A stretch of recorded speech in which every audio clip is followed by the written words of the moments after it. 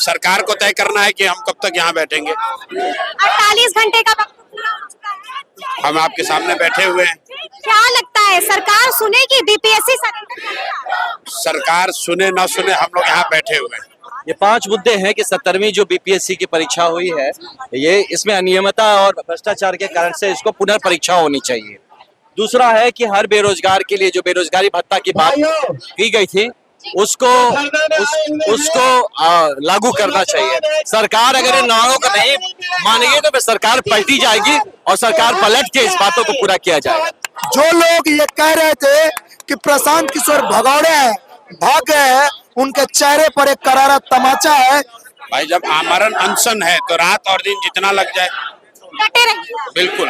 नमस्कार, हमारा नाम है समरीन और आपने देखना शुरू कर दिया है लाइव सिटी। देखिए आज तारीख है 2 जनवरी और आज एक बार फिर से बिहार ने इतिहास रच दिया है। देखिए आपको बता दें कि आमरण अनशन पर बैठ चुके हैं जन सुराज के सूत्रधार प्रशांत किशोर, और प्रशांत किशोर के साथ यहाँ पर कई सारे जन सुराजी भी मौजूद हैं और बीपीएससी वाले अभ्यर्थी भी मौजूद हैं। और ऐसे में अभी लाइव सिटीज ने भी एक्सक्लूसिव बातचीत की है प्रशांत किशोर से। क्या कुछ कह रहे हैं आमरण अनशन पर बैठते ही प्रशांत किशोर?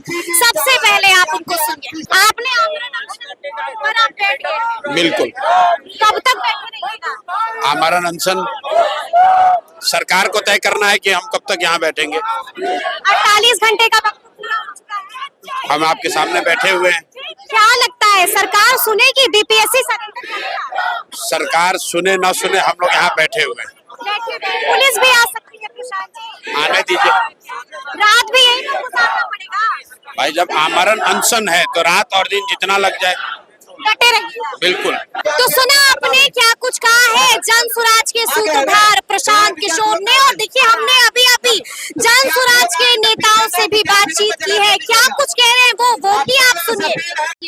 देखिए ये तो प्रशांत जी ने शुरू किया है आमरण अनशन, है ना, और ये 5 मुद्दे हैं जिनको लेके शुरुआत। क्या कुछ है 5 मुद्दे? ये 5 मुद्दे हैं कि 17वीं जो बीपीएससी की परीक्षा हुई है, ये इसमें अनियमितता और भ्रष्टाचार के कारण से इसको पुनर्परीक्षा होनी चाहिए।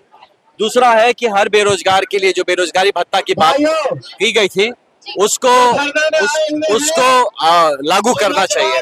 तीसरा है कि जो पिछले 10 साल में जितनी परीक्षाएं हुई है और सारी परीक्षाओं में जितनी गड़बड़ियां गलतियां हुई है, इसमें पेपर लीक जो हुए या जो भी इसमें क्या कार्यवाही की गई और किसके अगेंस्ट में क्या एक्शन लिया गया, इससे श्वेत पत्र जारी हो। चौथा है कि इसको लाठी तंत्र अगर बनाने के पीछे जो यहाँ पे अधिकारी इसके कारण है उन पे कार्रवाई होनी चाहिए।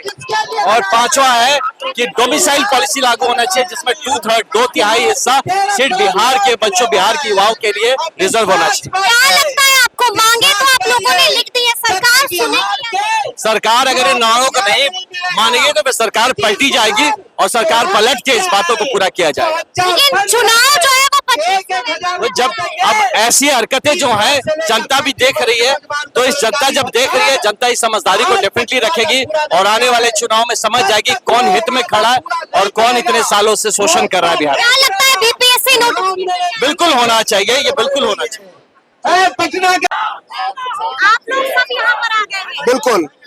आज तक इस भारतवर्ष में कोई ऐसा नेता नहीं है जो छात्रों के अधिकार के लिए आमरण अनशन पे बैठा है।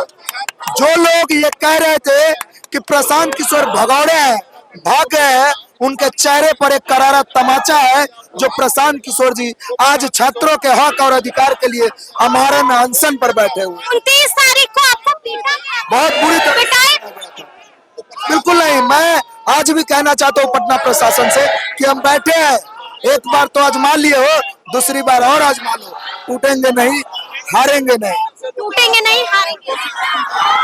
देखिए भैया के नेतृत्व में हम लोग यहाँ बैठे हुए हैं और जिसने उस दिन बोला था कि प्रशांत भैया छोड़कर चले गए थे, कम्युनिकेशन गैप था, इसी स्थान पर प्रशांत भैया आकर बैठ गए थे। लेकिन कम्युनिकेशन गैप के कारण जो है मीडिया भाई के द्वारा जो भी बात चली वो पूर्णतः झूठ थी। और आज प्रशांत भैया जो है आमरण अनशन पर बैठे हुए, जब तक हमारी मांग पूरी नहीं होगी भैया यही बैठे रहेंगे और हमारी मांग को मनवा कर रहेंगे। हम लोग इसी का भैया के साथ में बैठे हुए हैं।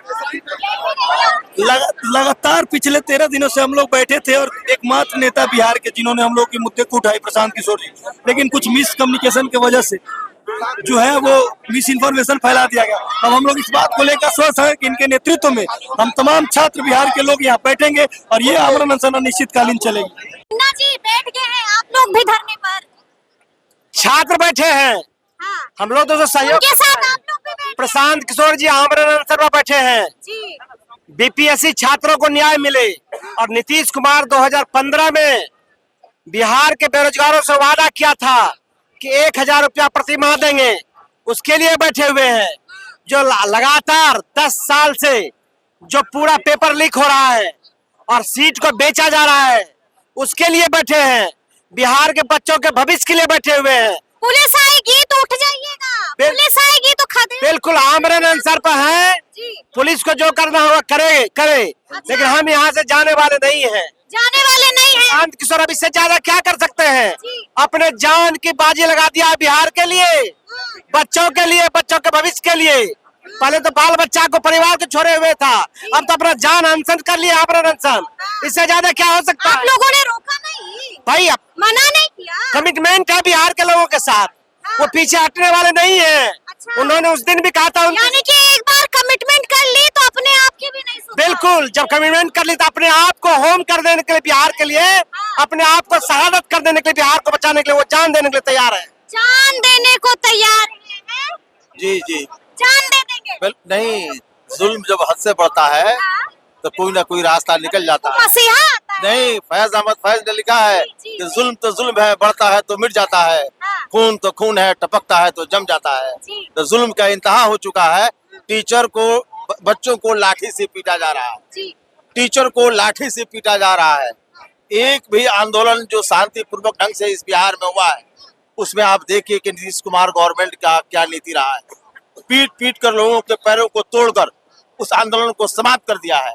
लेकिन जहां बच्चों के ताबलाक मुस्तकबिल की बात है, उज्जवल भविष्य की बात है, जिसके लिए लड़ाई लड़ा जा रहा है, प्रशांत किशोर जी के नेतृत्व में सभी छात्र यहाँ मौजूद है।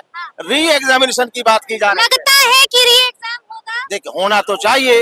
लोकतंत्र में बच्चे तो कब से कह रहे हैं, 18 तारीख से कह रहे हैं। सरकार है कि टस से मस होने का नाम है? सरकार है ये नहीं है। सरकार का दिलो दिमाग बदल चुका है। सरकार बिल्कुल हिटलर के रूप में आ गई है और हिटलर इस देश को बर्बाद करना चाहता है, इस राज्य को बर्बाद करना चाहता है। अकल उनको आनी चाहिए और बच्चों के मुस्तकबिल को देखकर, भविष्य को देखकर री एग्जाम की घोषणा करना चाहिए।